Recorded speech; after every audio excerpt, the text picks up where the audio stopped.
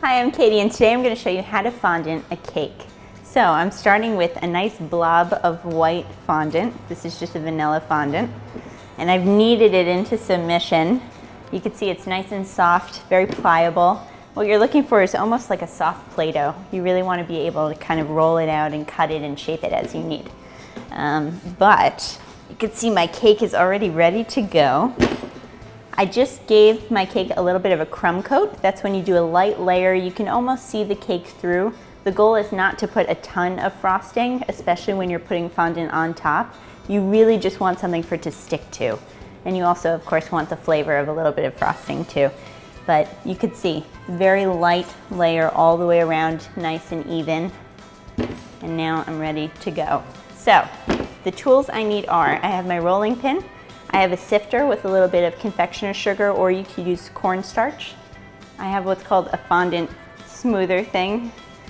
That's not what it's called, but that's what I'm calling it right now. And I'm just going to use it to smooth out my surface. And a little paring knife to trim my edges, and that's it. And then it's just your muscles. So I'm going to give my surface a nice sift of confectioner's sugar. This is to keep my fondant from sticking as I roll. And same thing on top. It's almost as if you're rolling out a pie dough. Same idea. I'm going to be working and moving it constantly. If you see any bits of anything, you want to make sure your counters are really clean, but if they're not, just kind of pick out any crumbs that'll tarnish the look of your fondant as you go. But remember, constant moving. It's not only keeping it from sticking, but also if you keep rotating as you turn, as you roll, it'll create a circle instead of creating a large square if I were to just shift it by 90 degrees. So just constantly moving it around. And what we're looking for is about 1/8 of an inch, which is very thin.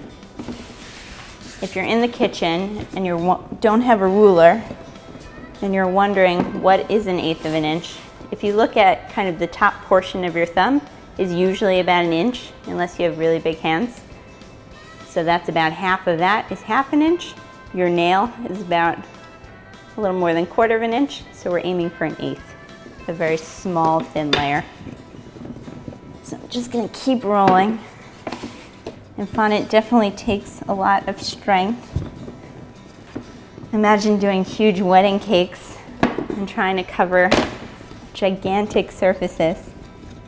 It gets tiring. That's why pastry chefs have such good muscles. Keep moving it around.